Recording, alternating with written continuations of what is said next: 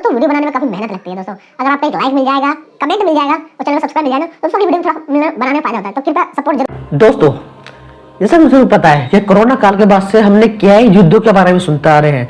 पूरे विश्व में युद्ध का ही माहौल है। जैसा वर्ल्ड वॉर सेकंड के बाद शीत युद्ध चला था कि किसी न किसी देश के बीच में लड़ाई होती रहती थी। और हाल ही में क्या हुआ सन 2026 में दोस्तों, इसराइल और ईरान और अमेरिका के बीच युद्ध हो गया है।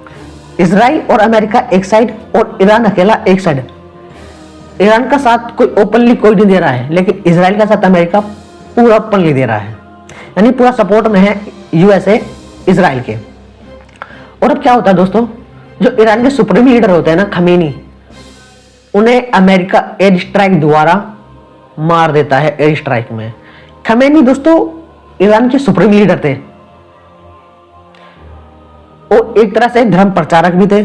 जैसे हिंदू धर्म में पंडित जी होते हैं ना, किसी मंदिर में जाते हैं और पूजा करते हैं, पंडित जी मिलते हैं, इस तरह से खमीनी वहां के मौलवी थे, यानी एक तरह के पंडित जी थे मुस्लिम कम्युनिटी के।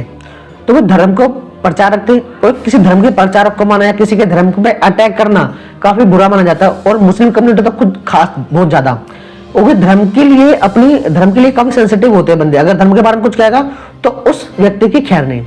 और बात यह है कि ईरान के सुप्रीम लीडर को, यानी जो पूरे विश्व में धर्म का प्रचारक है मुस्लिम कम्युनिटी का, उसको अटैक कर दिया है।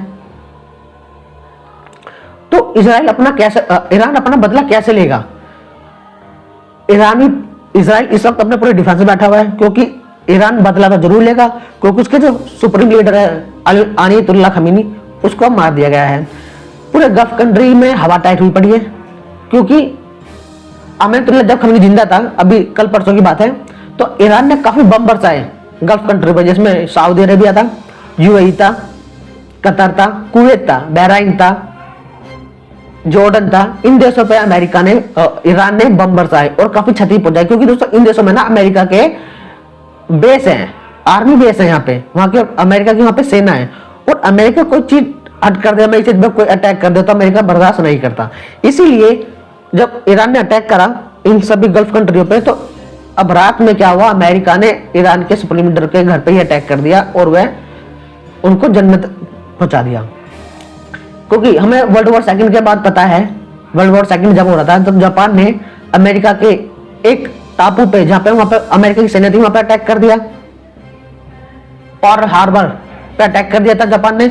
उसके बाद उसके रिस्पॉन्स में अमेरिका वर्ल्ड वॉर सेकंड के अंदर एक्टिव हो गया डायरेक्टली, और उसने जापान के ऊपर न्यूक्लियर बम गिर दिया, जिसके कारण जापान वर्ल्ड वॉर सेकंड हार गया और इसी कारण से फिर काफी हर्जाना चुकाना पड़ा अमेरिका को।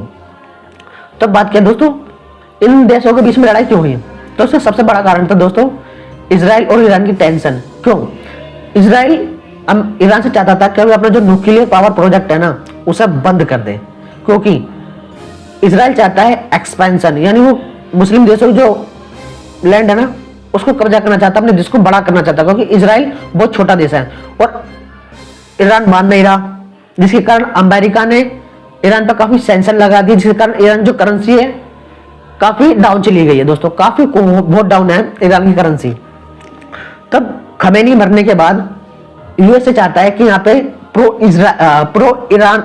यूएसए पार्टी आ जाए, जो अमेरिका की बात सुने, और फिर ईरान के हाथ पहले जैसे कर दिए जाएंगे। लेकिन दोस्तों अब हेड को मारा है तो वहां की सेना को एक्शन तो लेना पड़ेगा। जनता सड़कों पर प्रदर्शन कर रही है अमेरिका के खिलाफ, डोनाल्ड ट्रंप के पुतले जलाए जा रहे हैं, झंडे जलाए जा रहे हैं अमेरिका के, और काफी टेंशन है गल्फ कंट्री में, क्योंकि एक बार तो अटैक कर चुके हैं गल्फ कंट्री पे ईरान, दोबारा भी कर सकता है। और ऐसा कहा जा रहा है कि यूएसए के अभी युद्धपोत जिन पे मिसाइलें हैं, एरोप्लेन है, फाइटर जेट खड़े हुए हैं, उस युद्धपोत के अंदर अगर ईरान अमेरिका के युद्धपोत पे अटैक कर देता है अरब सागर में, तो अमेरिका फिर ईरान को नहीं छोड़ेगा, जिसके कारण ईरान को काफी बड़ा हर्जाना चुकाना पड़ेगा। क्योंकि ये जो मारने पे आता ना, ये बूढ़े बच्चे औरतें बोले, ये सब कानून भूल जाते हैं। एक कानून है सिर्फ गरीब देशों के लिए, बड़े देशों के लिए कोई कानून नहीं है, और ना ही ने कोई दोस्तों वातावरण नहीं पड़ी हुई है। Like, share, comment and subscribe to our colourful channel. देखिए ईरान क्या करता है, उस टॉपिक में नई वीडियो बनाएंगे।